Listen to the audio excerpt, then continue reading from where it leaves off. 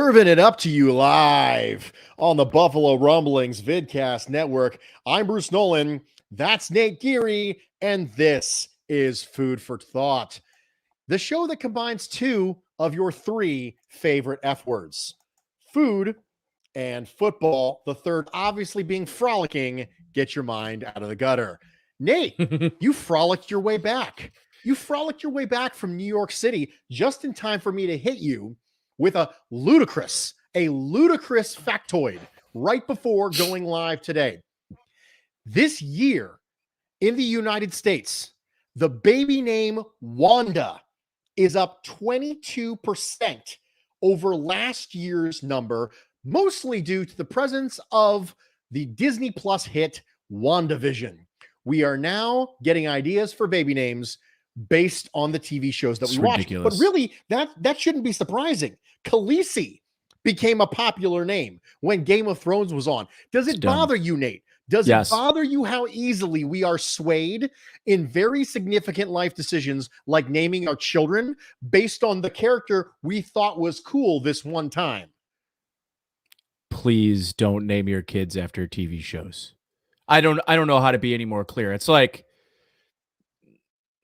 I don't know. I don't have a good example off the top of my head because you sort of threw this one at me right before I went on air, and I still haven't quite wrapped my head around the fact that this is a real thing. And I don't know who I'm more upset with, the people naming their kids Wanda or you having that information so readily available.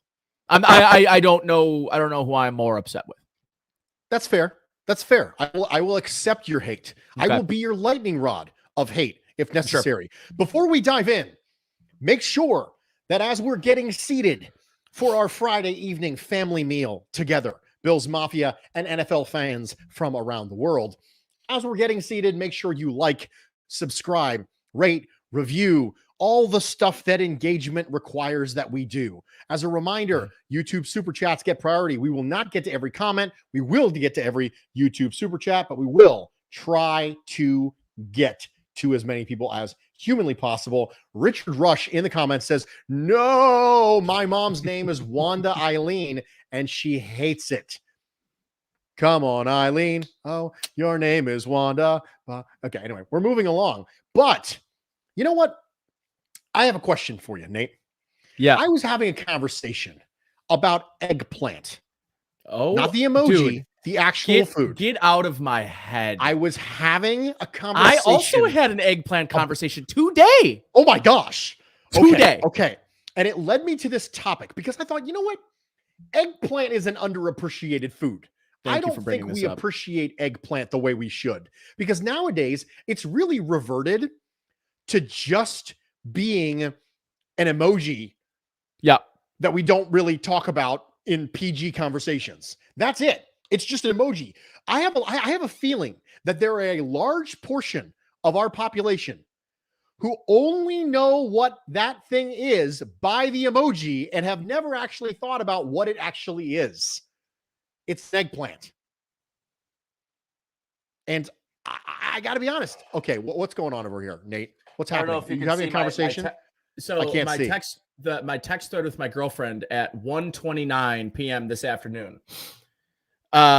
She says, I want to try this kare dish that's on this menu. And I'm reading kare, and it's a stew that features a thick, savory peanut sauce. I was like, yes. Oxtail. I'm like, And then I was like, eggplant. I don't. And then immediately my response was, I don't know where on earth I stand with eggplant, because eggplant can be cooked so poorly, and especially fresher eggplant has a lot of moisture inside. And when you cook eggplant, it tends to just kind of seep out like water and liquid. And when you are deep frying that or roasting that, dangerous. It can become very, very, very soggy. Here's also a little food for thought. Hey. my girlfriend had a recipe. I've said many times, we get an urban farm chair in the summer, and we pay for it in the springtime. We have fresh produce every Tuesday all summer, and then it ended like 3 weeks ago, right?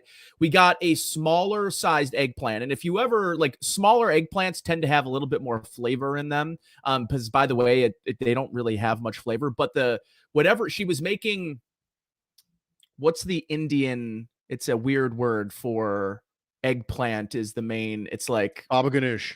Baba ganoush. That's the word, buddy. Thank you for having my back on that. She wanted to make some baba ganoush, and she said, I found this recipe. Put the whole eggplant on the grill. I said, put the whole eggplant. Okay, fine. Sure. I control the grill, but I have no say on what's being cooked on it or how to cook it. I'm told, put the full uncut, unsliced up eggplant on the grill. This is how it says to cook it. Char it on all sides, pull it out, cut it up, do your thing, right? So I put down the eggplant in the grill, close up the grill, got it on high, walk away, come back, open it up. Okay, it's starting to char on this side, so I flip it over, turn it over. I'm sitting inside, and it's on the porch. I'm just watching TV, just minding my business, and I thought I heard a gunshot. Whoa, what was that loud bang? I'm in the city of Buffalo. It's not really an area where you'd hear gunshots, but you never know. So, I kind of like walked up to the porch, and I looked at the grill, and the grill was smoking. And I said, this is no gunshot. I opened it up, and the eggplant had fully exploded, like eviscerated into hundreds and hundreds of small shard pieces. Yes. It exploded and made a noise that was similar to that of a 9mm unsilenced, for those that played Eagle Eye. So for me, you played N64 before this. I wanted to get I wanted to get at least one reference in. I appreciate that. It was the only way I've so far found that I like eggplant is if it's very well deep fried in a Parmesan, which I think I'm fine. It's not my first choice to get parmed, or grilled with other like fresh bell peppers on a grill, open flame, nice and charred. Short of that, dude, I think they're trash. They've got no flavor, and whatever you're making eggplant with is the predominant flavor you're going to get. If you want eggplant parm, you better be on a diet or something. Strong anti-eggplant over here. Yeah. I treat eggplant the same way that I treat yellow squash. I think that it has similar cooking properties. I used to, when I was a extremely poor bachelor, I used to have a lot of grilled squash on this little electric griddle that I used to have in my apartment, and I had a lot of grilled squash, grilled eggplant. I really enjoyed it. Liam in the comments says one can simply put "not muted by Bruce" in their bio to show good taste. Good point. That is possible. Nate, I don't know if you know this or not. I don't know if you saw it. I went on a muting tirade on social media today about muting. Yeah, about muting and how muting is awesome and everyone should do it as much as possible. And because somebody said that me muting people was like being in an echo chamber. And I said, I don't think you know what an echo chamber actually is. So we should probably talk about this. But yes.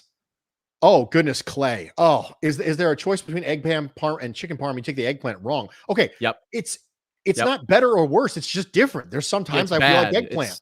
But if you go to a good Italian restaurant and you're at blank and it's a fantastic high-end, really good, solid sauce, like that's their specialty.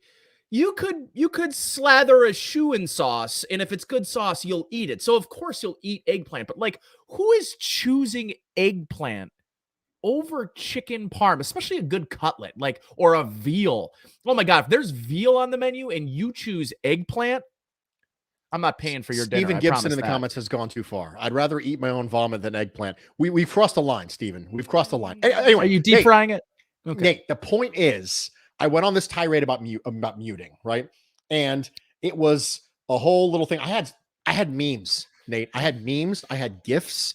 It was beautiful. And we eventually came to the conclusion, like Liam said in the comments earlier, that all you got to do to not be muted by Bruce is just don't be a jerk. That's it.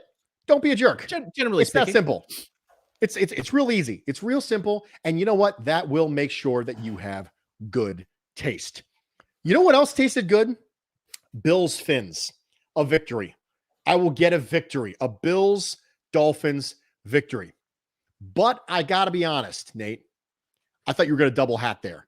I thought you were going to double hat. I thought you were going to put the hat over top of the hat right now, just now. I don't do this enough. I should change halfway through the show. I have my closet. Like do a costume change. I could change halfway every time I do an ad read. That's you got to run off and do a costume change and come back before I'm done with the ad read. Totally different as fast as possible. Yeah. And it'll be a little conversation because listen, you're already going to owe me lobster dinner, so there's why not just throw another thing that makes this show a little eccentric, right? Okay, that's fair.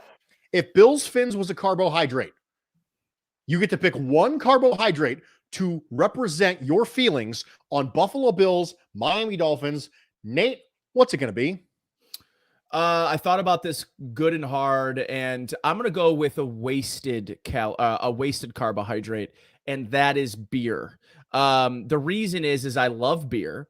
And I love playing the Dolphins, and I wish that Josh Allen and the Buffalo Bills could play the Dolphins 16 games a year, or 17 now with the 17-game schedule, because then they would go undefeated, and we would be the 72 Dolphins, and it would be fun to talk about because the Dolphins stink.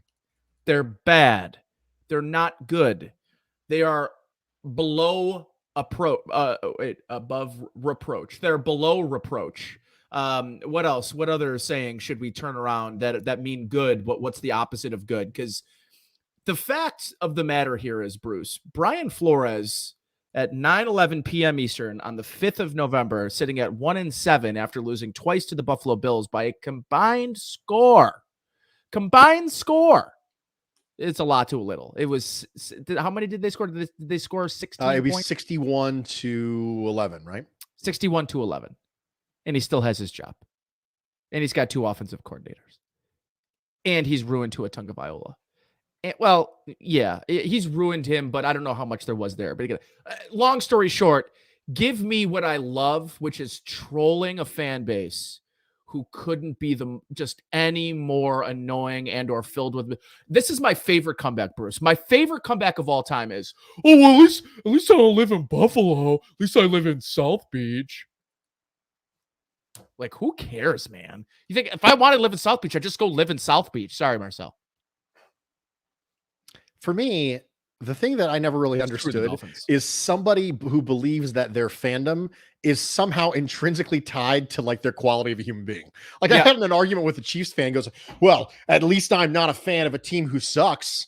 I'm like, okay, first off, the Bills don't suck, but also like, at least I'm not a fan of a loser team. Okay. I want to make sure I understand this. So your team won a Super Bowl in the last 5 years. That makes you better than me. So for example, okay, I almost busted out my Bane impression, Nate, on this guy. Oh, thank God. And he's like, well, hold on now. Hold on. My team's won a Super Bowl. And I almost went, you think this gives you power over me? Do you feel in charge? Do you feel in charge? Right? Do you feel like? How about right now? I am tempted to go back through my mentions, find this dude, quote tweet him now that the Chiefs are on fire, and be like, "Do you feel in charge?" Bruce, I'm tempted. Clay in our mentions in our comments, right, mentions a little point here about hoping by the end of Josh's career, Josh's dominance over Miami equals Brady's dominance over the Bills. And one thing that to that, Clay, but also, you know what the one thing that Tom Brady struggled with that Josh Allen isn't struggling with? The Dolphins. Yes. All I'm saying is Brady had this worst division record against the Dolphins. It was like 26-8 or something. It was terrible. It was not good for Brady. And what of his 30-1 against the Bills, or 30-2 against the Bills, ended up being like 26-8 or something against the Dolphins. I think that means that Josh Allen will be the next Tom Brady. I'm pretty sure. I don't make the rules. I don't make the rules. So for me, Buffalo Bills, Miami Dolphins, from a carbohydrate standpoint. Yes. To me, it was like bread. And I'll tell you why it was like bread. Love bread. It was the foundational piece of the entire season. Listen, when all else fails, I can always go back to beating the Dolphins. Yeah. The And breaks off the Dolphins. Right. And that's something that I think that makes the foundational, just like the bread is a foundational piece of the sandwich. I think that Bills Dolphins the foundational piece of this year. Because if Charles Clay could catch a little bit better, Josh Allen will have never, ever tasted defeat at the hands of the Miami Dolphins. I want to post Omar Kelly's tweet. I wish we had the ability. I mean, I can find 7-1. Yeah, where he's like, don't forget, you can't just conveniently leave out the loss. Like, yeah, okay, 7-1. Is it better now? 7-1. It's better. Deion Hawkins, by the way, amazing name. Says fandom is about loyalty, not success. It's just the team that you're a fan of is not correlative to your quality as a human being. Sorry. Right. You being a fan of a good team, the problem is we take our identity from this stuff to such a significant degree that we think if the team is good, then we're good. And that's not true. If the team is good, you're not a better person. Sorry. Like, unless you're an Alabama human being, you're not more successful. Oh my gosh, man. My life is going great, Nate. Let me just tell you, okay? Got a promotion at work, okay? Found a hot girl. My team's doing really well. Like in no particular order. Yeah, it's just what is this? Why do we do this, Nate? Why do we do this? It's the same way you put your favorite team on your work resume, Bruce. Wait, do you do that? You didn't. I don't do that. Well, it was because I was applying for the Buffalo Bills flagship station, but that makes sense. I just wanted them to know. I wanted them to know. Do you know what I think is going to make a lot of sense? I think Trevor Lawrence against the Bills is going to make a lot of sense, and I'll tell you what I mean by that. What I'm looking for schematically against the Jacksonville Jaguars is I'm looking for a rookie quarterback to hold the ball. To look like one? I'm looking for him to hold the ball because the Bills have faced a couple quarterbacks who have a real quick trigger. Ben Roethlisberger, Tua Tagovailoa. They've faced some quarterbacks who have a quick trigger. The quarterbacks who have a longer trigger are typically quarterbacks who are really, really good out of structure. Like, for example, Patrick Mahomes has historically been very, very good out of structure. This year, a little different, but historically very good out of structure. Trevor Lawrence holds the ball. If there is a chance for this defensive line to get right, get a couple pressures, get a couple sacks, if Gregory Rousseau is going to turn in another multi-sack performance, get his name back in the list for, hey, here's an up-and-coming defensive rookie. This is a week to do it. That's what I want to see. What I want to see is for the Buffalo Bills to truly understand this week that coverage will grant you pass rush. If you get coverage and if you force them to hold the ball, your line will get there. And you know me, I've always been team coverage over team pass rush. This has been fairly well documented, mostly because the average time to sack in the NFL is always more significant, always, than the average time to throw, always. Which means if you want to get a sack, on average, you have to force them to hold the ball. How do you force them to hold the ball? By covering better. Cover downfield. So this, to me, is an opportunity to prove that. This is an opportunity, a absolutely classic opportunity for the Bills to prove that coverage can help generate you pass rush. It doesn't have to be a quick win right off the line. It doesn't have to be a quote-unquote win by the ESPN pass rush win rate definition of the term win. It can be force you to hold the ball, and you could quote-unquote lose and win your attack at 2.7 seconds and still get a sack because Trevor Lawrence held on the ball. So that's what I'm looking for schematically against the Jacksonville Jaguars. Nate, before we bring on our guest, what are you looking for against the Jacksonville Jaguars? I would say more than anything, I don't think there's any one schematic point, any one battle, one-on-one, anything like that I'm looking for. I guess if you would look at the strength of the Jacksonville Jaguars, you would probably say the interior part of that defensive line or just the defensive line as a whole. Josh Allen is a really nice player. That's going to be a weird, like Spider-Man pointing back and forth at each other meme all game.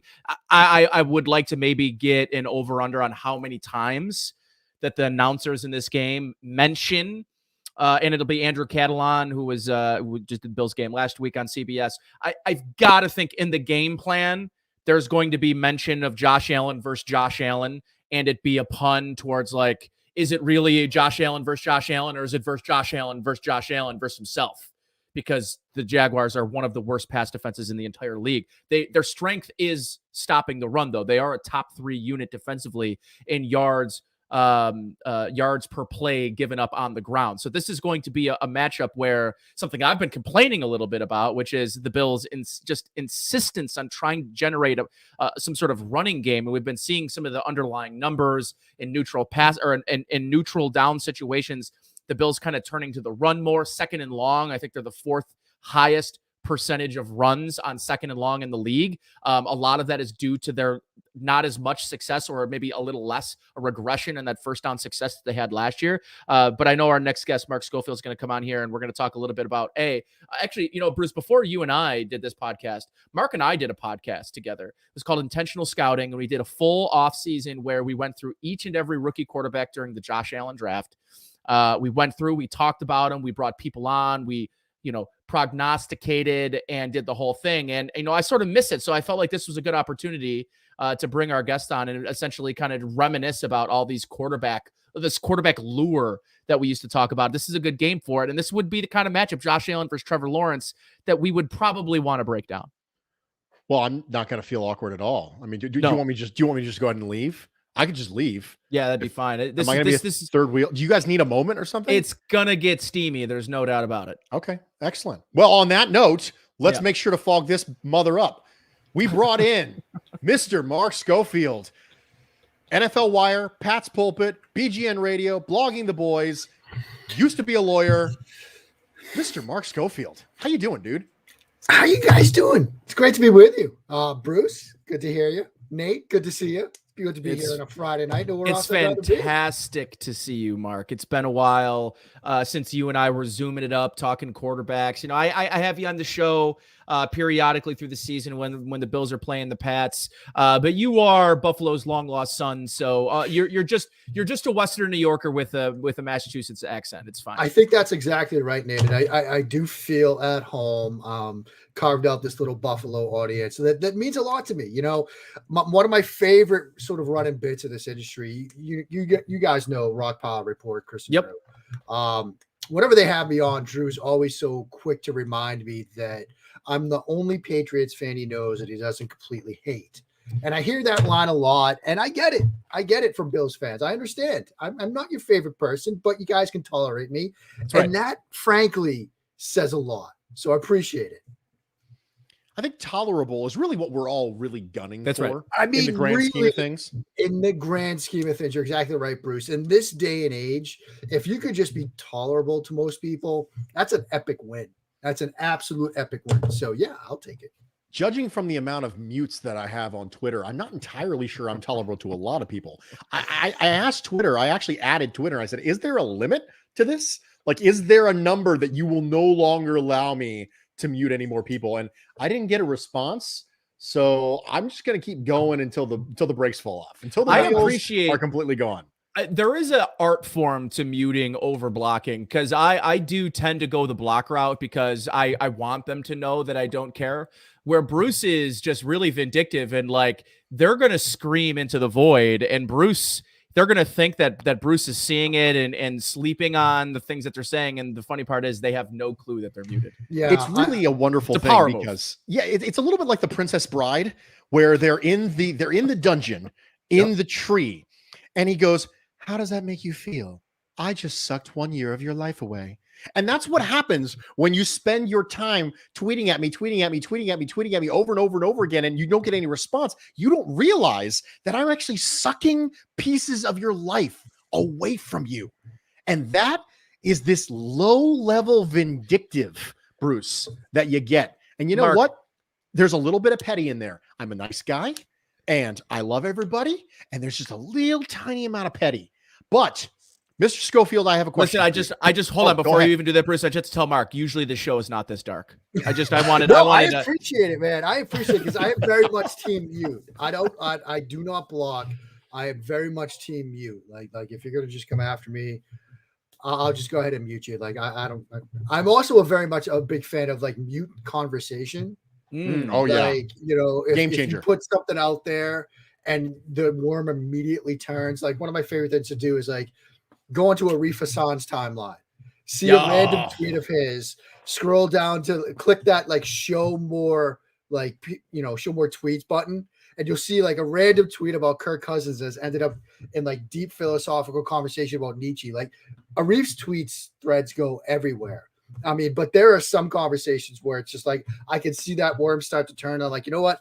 I don't need to be around for this. You guys have fun sorting this one out. We missed the boat on this one, Bruce. Well, hold on now. I'm pretty sure it says main course right at the bottom of the screen right now. I didn't miss a main dish. Okay, that's fine. It's right there, main course. I specifically leave the banners at the very beginning blocked out so I don't do this. Anyway, moving along. Mr. Schofield, thank you so much for joining us here. I want to circle back a little bit, and I want to talk a little bit about Mac Jones as a rookie here. And I want to talk specifically about the fact that unquestionably, Mac Jones has been the best thus far of the rookie quarterbacks. I don't think anybody would doubt that at this point. There's a discussion on who's the second best, and that's probably not even much of a discussion. And it's Justin Fields, because Zach Wilson has been terrible and then also been hurt and got shown up by Mike White. But I want to ask a little bit about qualitatively how Mac's getting it done.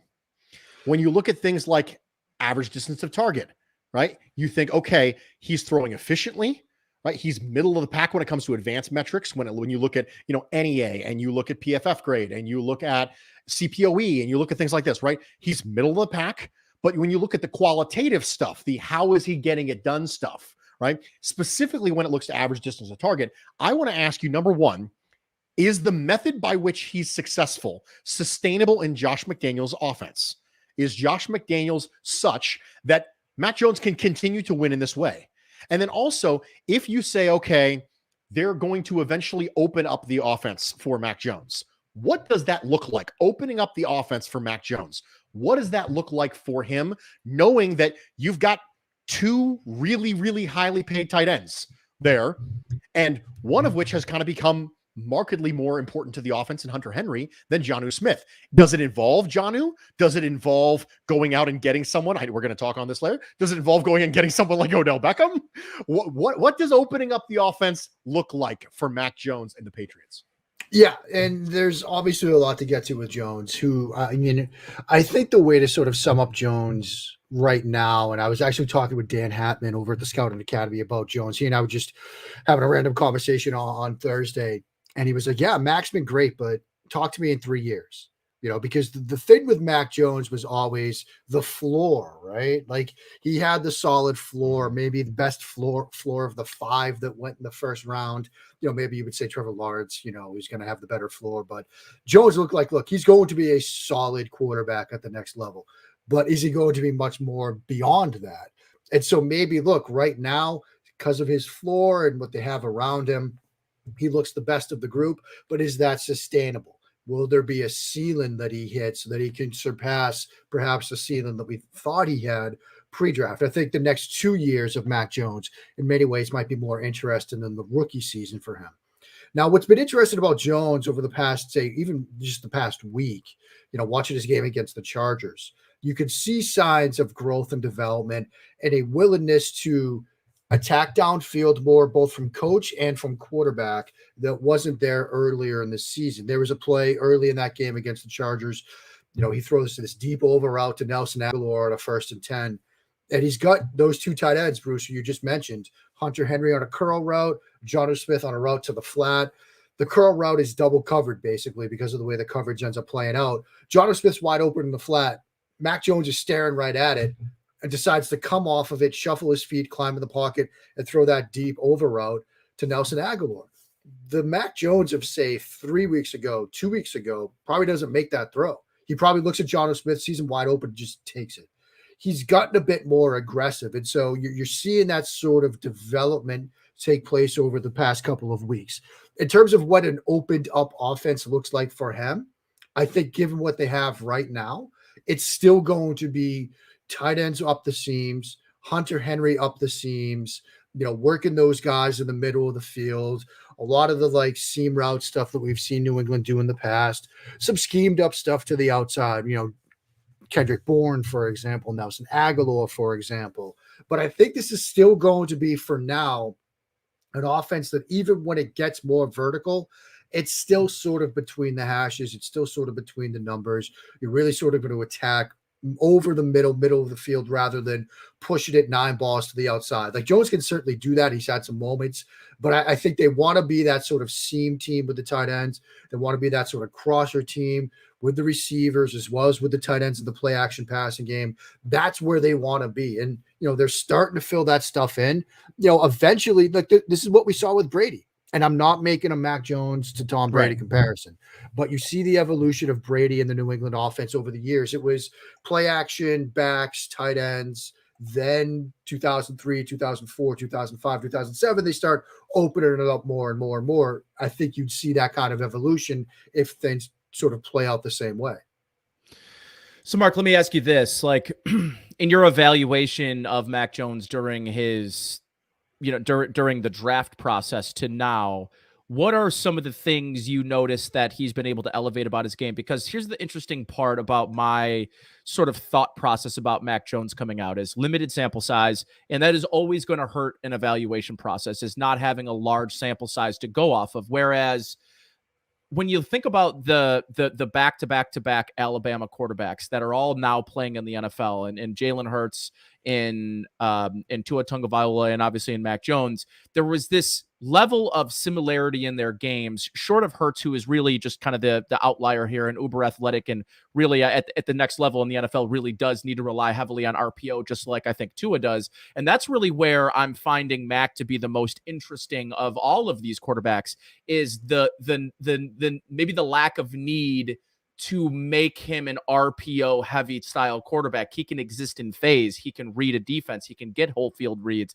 You're talking about processing from the second to the third level, being able to move past the second and third read to get to his vertical threat. I guess my question here, what went so right early here for Mac where it hasn't gone right at all for Tua? Because I view them, if Tua's right-handed, they look a lot alike. And you had the same questions you had about Tua that you did with Mac, which is, what can we really take away from wide receivers that are running 5 yards of separation against inferior opponents that are number 1 picks and Heisman Trophy winners? Like, how much that's a really difficult ask for evaluators to get you a true picture on both guys. Similar, Tua had a little bit larger of a sample size, but like when you look at the two guys, how has Mac been able to elevate so soon, short of it just being as simple as better coaching, which it could just be as simple as that, by the way? Yeah, I mean, I do think there's that. I also think for Tua now in his second year in the NFL, he's in his second NFL system, right? He was a different offense last year under Chan Gailey. Now you've got the two sort of co-offensive coordinators.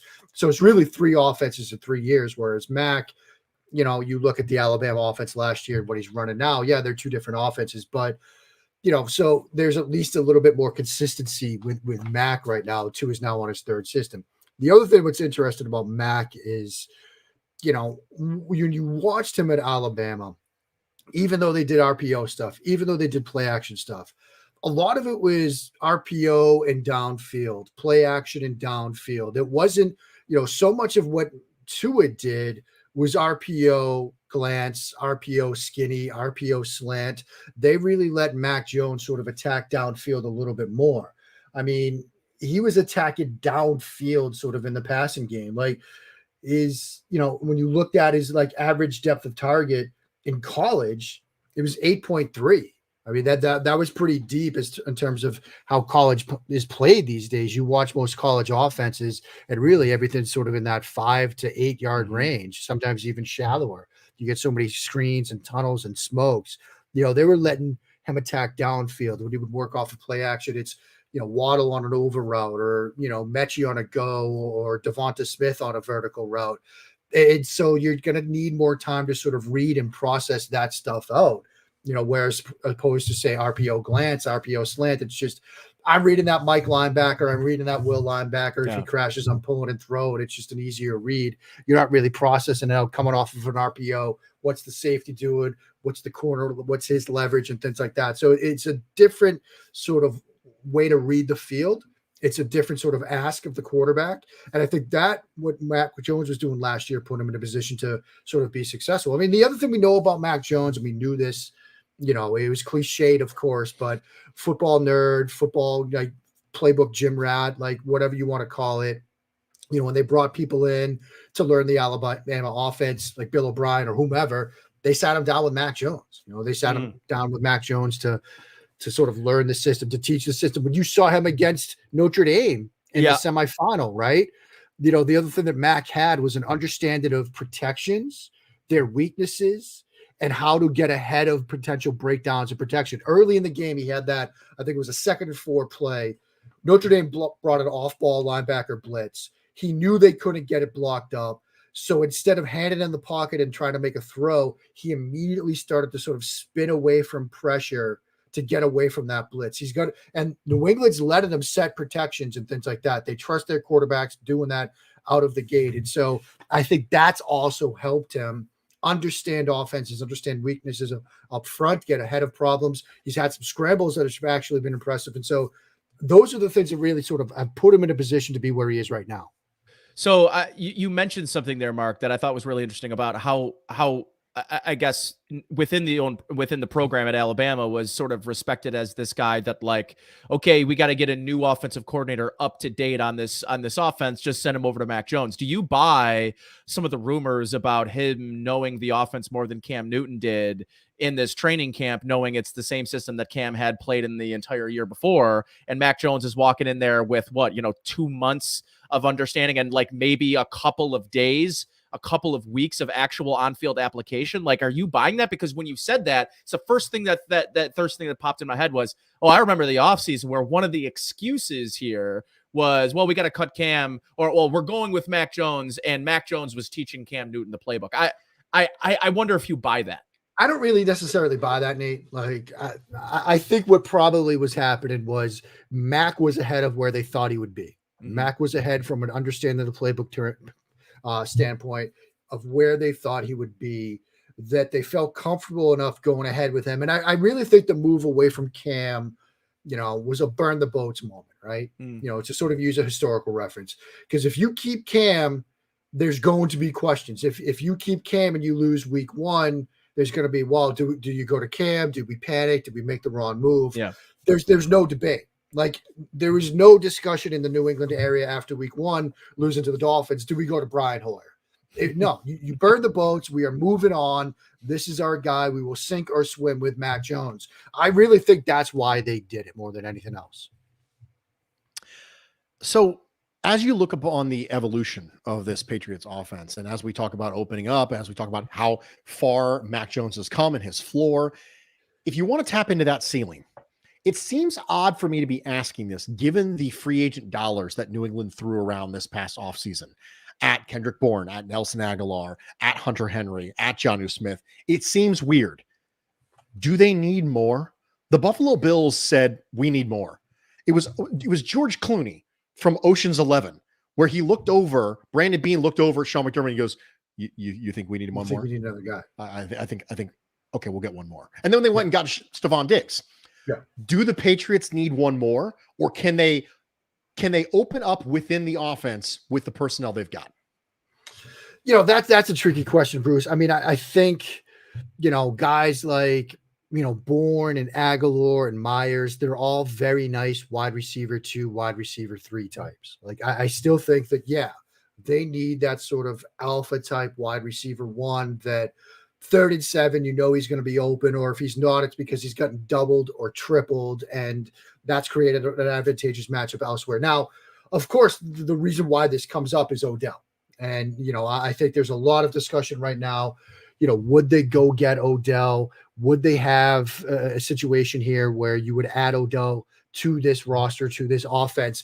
Talent-wise, I think Odell is still a very talented wide receiver who is still getting open. Whether it's the video that started all this controversy, whether it's the Seth Goleta video that he put out for Pro Football Focus just earlier this evening, Odell's still getting open. For whatever reason, 6-13 out in Cleveland could not get on the same page. I think there's an opportunity to add Odell to any team, and he can contribute. I think when you look at what the Patriots have in place, you could use Odell as more of the vertical threat, the backside dig guy that Cleveland was using him for. And Jones will throw those routes right now. For whatever reason, Baker's not, when they've got Odell on that backside dig and he's looking at 3 receiver concept to the front side, he's not getting to the backside. He's just, for whatever reason, Baker this season is not getting there. I don't know if it's his injury or what, but he's not sort of getting there. There have been times when there have been opportunities to throw designed concepts to Odell. He wasn't pulling the trigger. So there's clearly a 6-13 problem that wouldn't be there in New England. It wouldn't be there in Detroit. It wouldn't be there in any of these other organizations, Jacksonville, that have been bandied about as potential landing spots for Odell. So it wouldn't surprise me if New England would entertain that notion. I do think they would love to have another weapon. If they don't add a receiver of Odell's ilk right now, it wouldn't surprise me if they dip back into the draft market, first round, second round, early next draft, and try to get that guy. Mark, before I let you go, I've got to bring us back a little bit and think about when we broke down Josh Allen back down in 2018 in that spring, and I think about where he's been, where he's come along, and I'm wondering, through the first couple of games this season, I think there's a level of he's not been as good or as maybe lethal at times as he was last year. I think, though, and I don't know, I know that you watch him enough to have an opinion on this. I guess my thought on this, Mark, is I like that there hasn't been as much variance this year, meaning there hasn't been these really bad lows or these bad throws where he makes that one where it's, instead of that being one throw a year last year, you'd get that once a week where you'd get that throw where he almost throws it into the hands of a defender or overthrows his running back coming out of the backfield by 15 yards. Like, it just bad, embarrassing throws. Like, those are gone. And I think the variance, we're seeing more of this instead of this big peaks and valleys. The Seahawks game compared to the Jets game where they can't score a touchdown against the worst defense in the league, but then they go at home against Seattle and he throws for 400 yards and 4 touchdowns. Like, we're not seeing as much of the highs anymore, but we're also not seeing those low of lows. What have you seen this year that maybe you've seen either as an improvement or a development trait of Allen? Because the one thing I will say about the kid is he's a good self-evaluator. And I think Jordan Palmer helps a lot in this. He goes into the offseason and says, Jordan, this is what we're working on this winter. They work on it. They make the applications, and you see differences the next year. He's one of those very rare breeds that self-scouts, but makes changes that are noticeable the next season. So his evolution as a quarterback, I still think we're going to see the ceiling maybe just kind of pop up because he is such a good self-evaluator. Yeah, I would, Nate, I pretty much agree with all that. I mean, I think you're right. He's been more steady Eddie this year than anything else.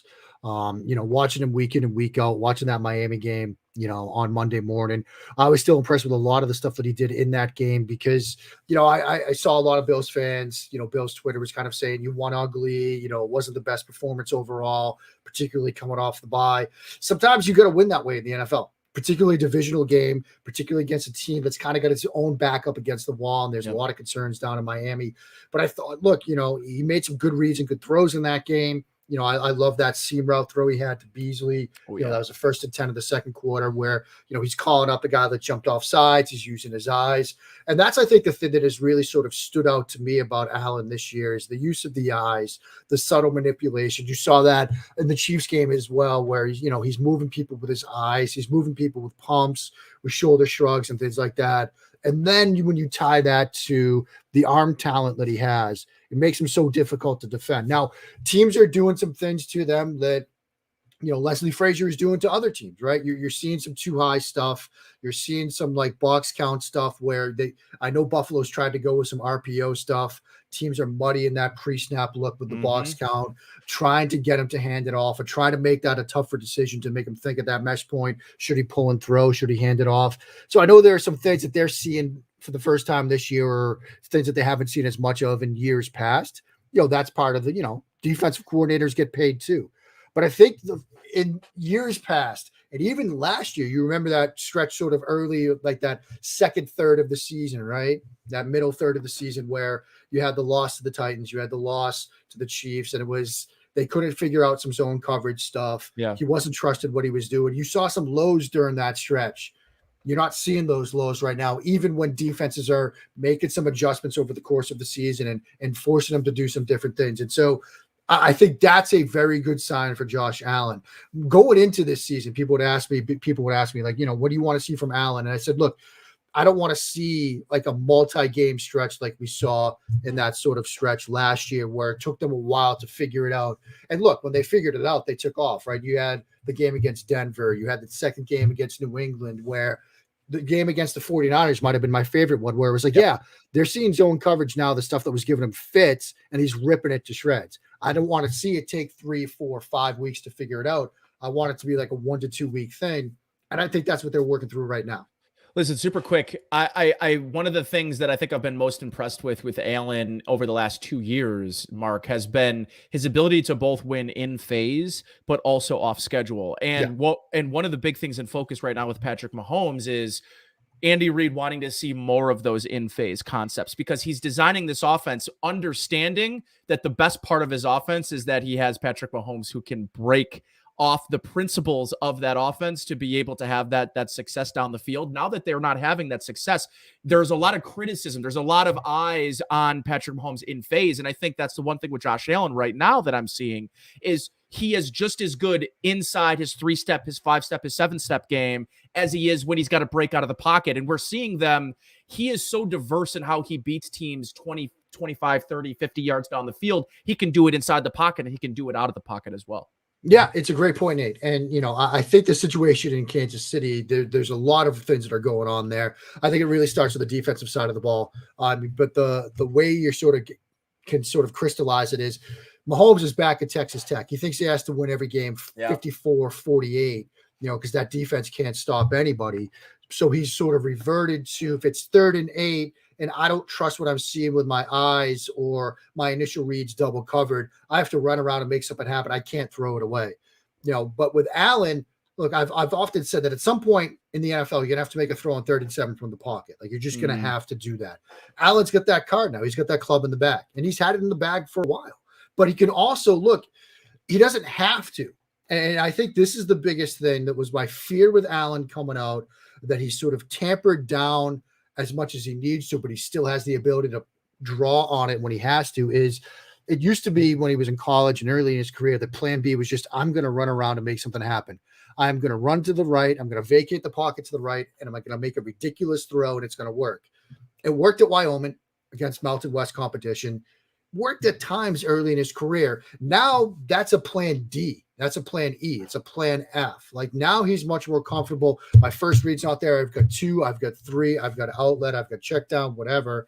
And okay, if it's not there at this point, I can still extend with my legs, keep the eyes downfield, and make something happen. It's not an immediate first read isn't there, I'm panicking, I'm running around and trying to make something happen. He can still work through stuff from the pocket with that arm talent. That's the mental side of his game. The Jordan Palmer work, the offseason work, the Brian Dable work with him as well, that has allowed him to sort of read things out when he has to, bail when he can, create when he can, gives you the best of both worlds.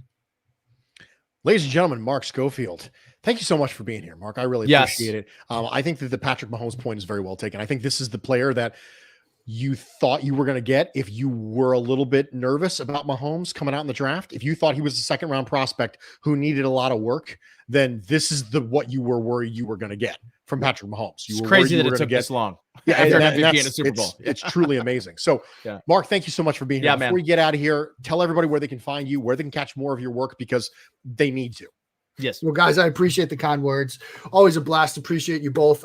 At Mark Schofield on the Bird app, USA Today's Touchdown Wire, Big Blue View, Blue and Green Nation, Blogging the Boys over at SB Nation, Matt Waldman's Quick Game RSP podcast, but mostly on Twitter. You get the free throws videos that I do each Monday, working through stuff. There's odds are you're going to see a Josh Allen one each Monday because he's one of the first quarterbacks I sit down and study each Monday morning because it's a ton of fun to watch. But the easiest way to follow along is on the Twitter, on the Bird app, at Mark Schofield. Awesome. Thanks so much, man. Thanks so much, guys. Have a good one. Appreciate you. Mark Schofield. We've been on a roll, dude. Yeah. We've been on a roll with guests who just make me feel like maybe I should hang it up. Like Mark maybe I should just retire.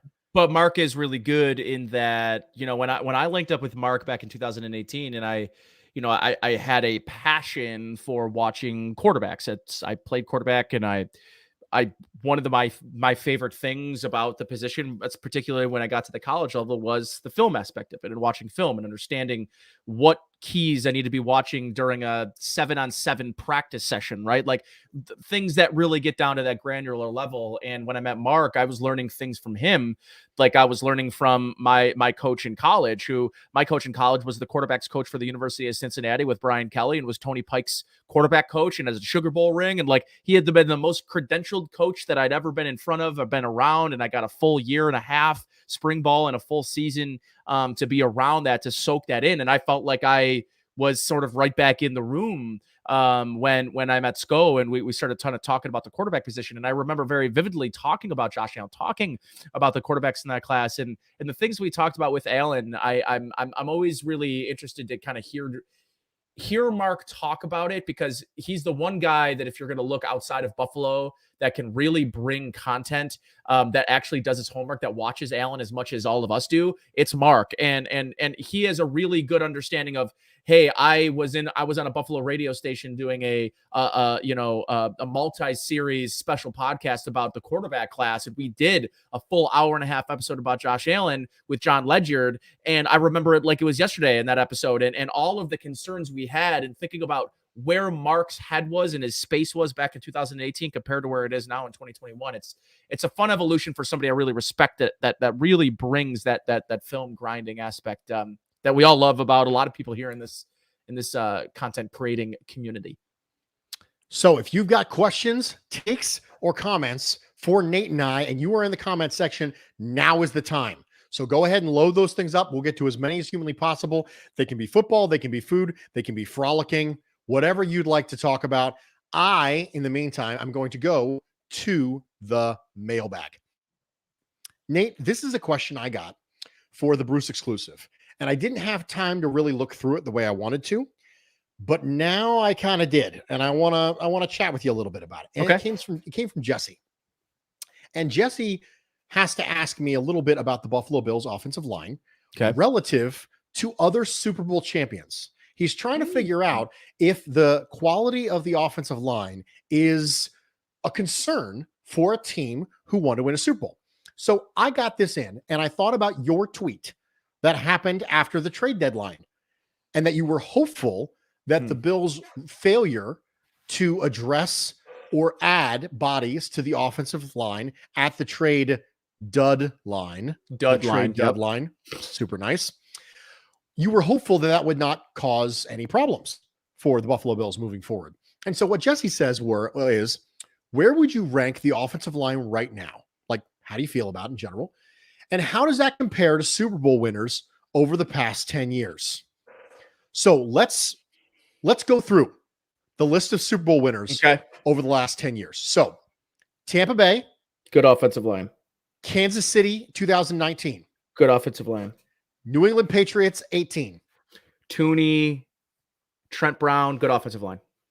Philadelphia Eagles, 17, good offensive line. Oh, fantastic offensive line. That was the Patriots, 16, good offensive line. Same thing, good offensive line. Yep. Broncos, 15, pretty solid offensive line. Solid, fine. Solid.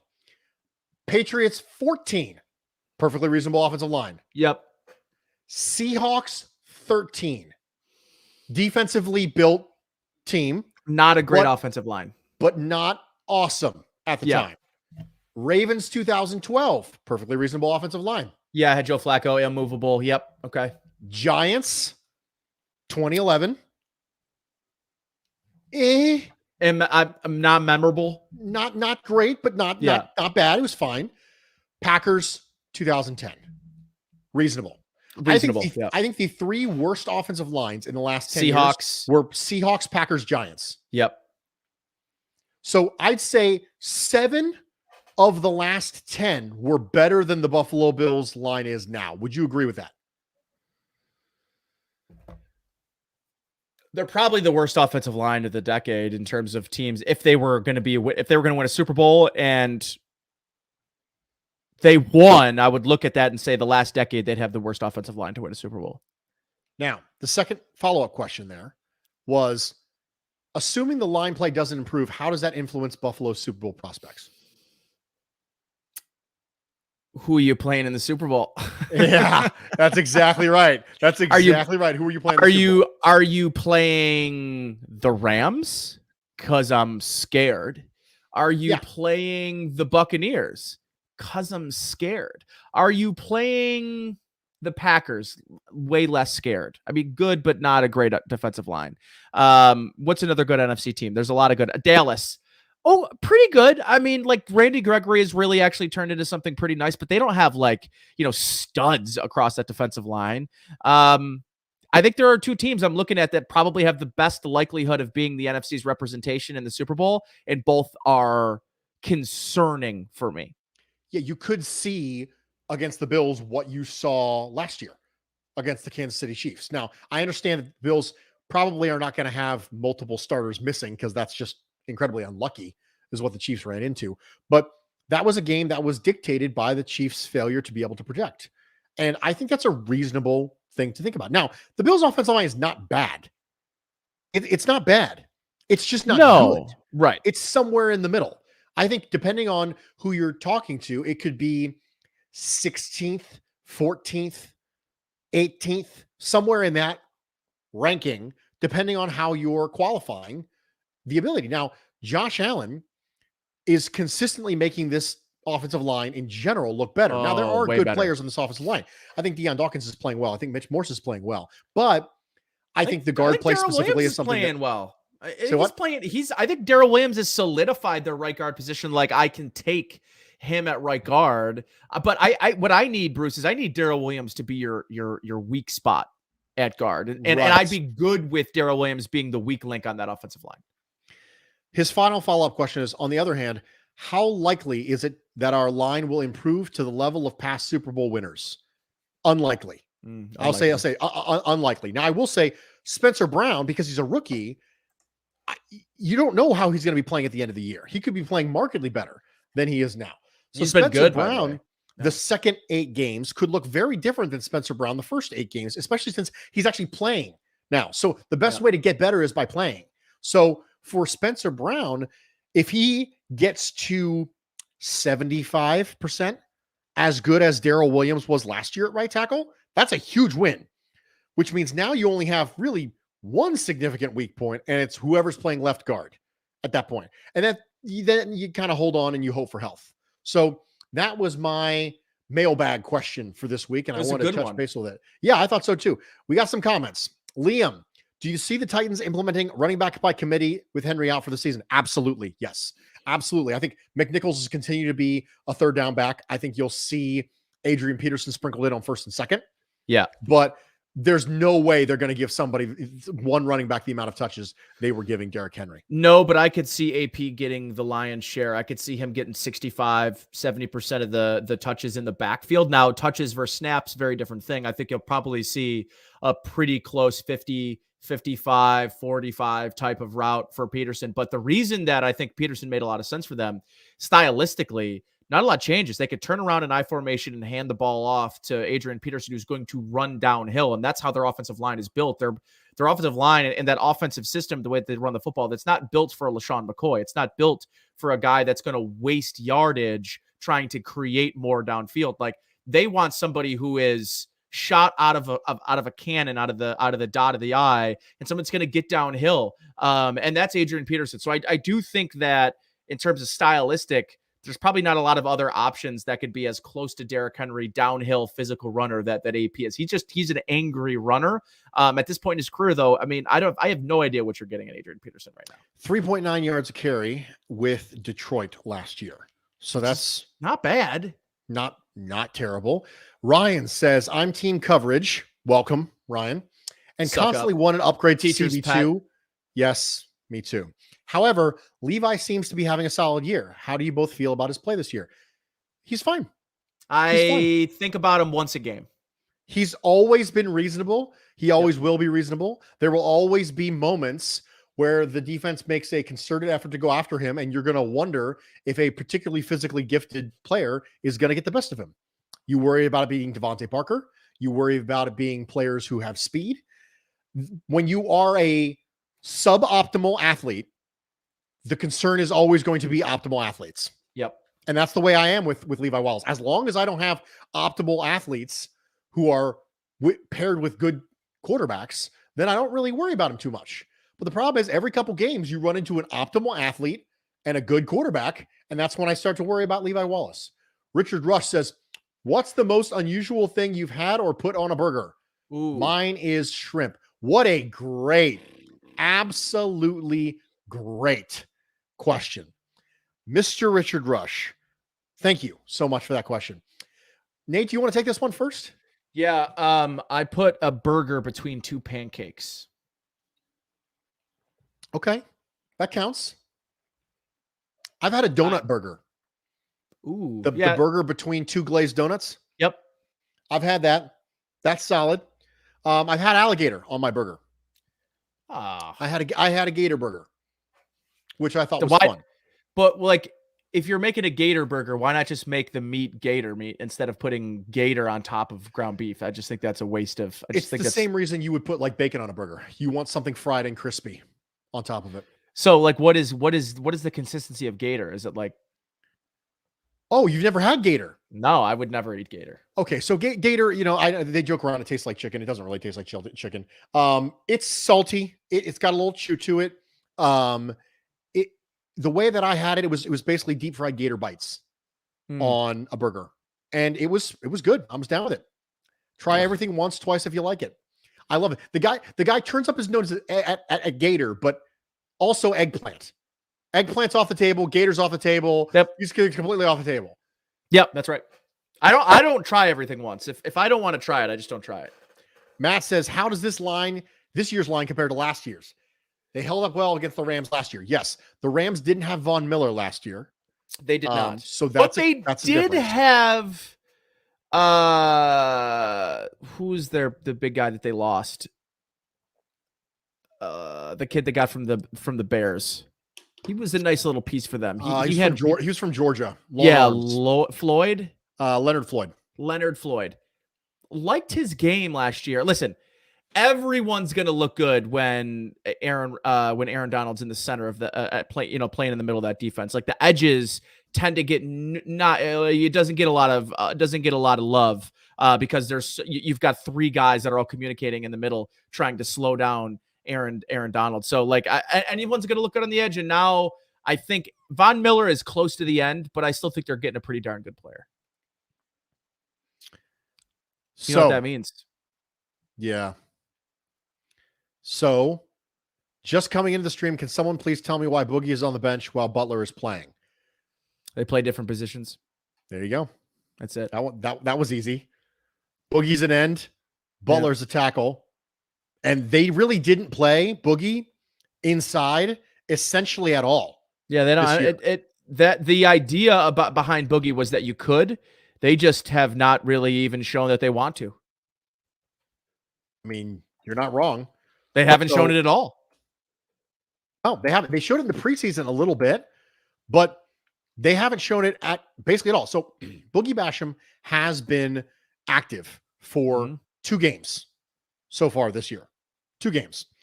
In these 2 games, he has played a grand total of 6 snaps. Yeah. He's got a sack in there. Outside of end positions. That's it. Okay. He played 4 snaps in week 4 inside and 2 snaps in week 5 inside. That's it. That's all you got from Boogie Basham. So there it is. Liam says Gator is similar to calamari. I like which Gator I also better. hate. Which I also I think calamari has. I don't like the texture of calamari. It's a little bit slimy for me. Gator has a little bit more chicken chew to me. I think that there are people out there. I think there's a very reasonable possibility that the Venn diagram for people who like calamari and people who like Gator is not a circle. I think that there's plenty of people out there who could not like calamari and like Gator, or not like Gator and like calamari. So yeah, both could go right where eggplant is in the trash or blown up in my grill. Yeah, well, okay. You blow up a Gator in your grill. I want to see that. You can come to that party. Are you making lobster? Because you're gonna owe me one. I wouldn't make you lobster. I'll buy you lobster like a gentleman. I appreciate that. Yeah. All right, wrapping it up. Digestive. We've eaten. We've had dessert. It's time for some coffee. We're going to talk about winners and losers this week in the NFL. And we got to start. We got to start with Odell Beckham. Now, here's the question. Here's my question to you. Nate, you and I have different opinions on Odell Beckham. I want to ask you right now, is Odell Beckham a winner or a loser this week? Winner. Why? He's a winner for me because he gets out of a situation that I believe was not good for him. I believe it's the same situation that Stephon Diggs found himself in just 2 short years ago, in the exact same system, Bruce, which is a system that it's not conducive to number 1 wide receivers. And, I look at Justin Jefferson last week, two catches last week. There's going to be games where when you're behind, you need to throw the football when you're behind. The Browns are a run-first football team. And even so, they cannot find a semblance of a passing game outside the numbers. So I think for me, the biggest disappointment has been Baker Mayfield's inability to get the ball to Odell Beckham and let him do his thing. Now, he's definitely not the player he was 3 or 4 or 5 years ago. No one has said that, but he's getting open to, as Mark said earlier in the program, it's not like he's getting the ball thrown to him. He's dropping the football a lot. It just has not worked in Cleveland. And I think he's going to get to go to a place now, wherever he goes, I think will be a better situation for a wide receiver. If I were the Browns, I would consider not really making very many moves at the wide receiver position. They spent a lot of money on Austin Hooper. They could let him go. They don't need playmakers on the outside because they've got 2 running backs that are the majority of that offense. And I'm not sure that any legitimate number 1 wide receiver would look at Cleveland as a place that they would voluntarily go. It reminds me a lot of the Bills of the 2000s and the 2010s, right? Where it seemed like they're just in a situation where they don't care to throw the football, and they have a quarterback that isn't finding people open with the football. So yeah, I think he's a winner. I think the Browns are the biggest loser because they're once again kind of a disappointment. Coming into Lamar Jackson's second season in the NFL, one of the discussions that they had was maybe you might have to draft a receiver because no receiver is going to want to voluntarily sign there as a free agent in a run-focused offense. So maybe you're going to have to draft somebody. The Ravens did. They drafted Marquise Brown. Mm-hmm. But now, of course, Lamar Jackson's evolved. That offense has evolved. Better passing game. Rashad Bateman comes in as a draft pick. But now all of a sudden, if you're a free agent wide receiver, if you're Sammy Watkins, for example, you're like, yeah, sure. Yeah, I'll sign up to go there. I'll absolutely do that.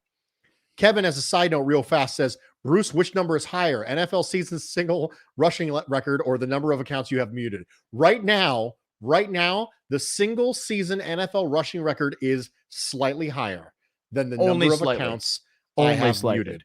We're getting there, though, soon, very soon. So I'm going to say Odell Beckham is a loser this week. He's a loser this week. And here's the reason why I'm going to say that. It's not because I disagree with anything you say.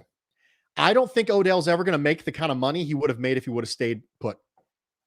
And so from a financial standpoint, I think the idea being that he's now got to go to some place if he does get claimed. Now, the Cleveland Browns restructured his contract to the point where he's now going to be a free agent at the end of this season. And whoever team claims him is going to have to pay him $7.5 million for the rest of the year. So that decreases the chance of him getting claimed, which is good for him because he wants to be able to pick his team. But he's not going to make the kind of money that he was making before. And I don't think his market is going to be what the remaining years of his deal would have been if he would have stuck it out. So he's got about a year and a half to prove that he can get one more significant contract. And I don't know if he does. So because you got to find someone who's willing to give you 8 to 12 targets a game. And I don't think he's going to find that just lying around. So for me, I'm going to say loser because I think this could have a chance to be a absolutely catastrophic financial decision for him. We'll see. Yeah, we'll see. He's betting on himself, which has gone really well for Flacco in the past, but we'll see. We'll see. We will see. I think you can make the case that he's a winner or a loser this week. I just happened to see Financially, listen, I mean, at this point, you're probably right. He's a loser financially, but I think the situation that he'll be in is going to be better. So I guess it's for him what he cares more about. And I think it's very clear he cares more about being in a situation where he's, and as Stefan Diggs says, right, a mentally good place. And I feel there's a good chance he hasn't been. And we'll see if that makes a big difference for him. Ladies and gentlemen, thank you for being here. Thank you for swinging by. I hope you had a good time. As always, I ask that you rate, review, subscribe, like, comment on the YouTube, do all the engagement things that we love when you do so much. Thank you for joining us. I hope you had a good time. For Nate Geary, I am Bruce Nolan. Thanks for stopping by Food for Thought, and I hope you didn't leave hungry.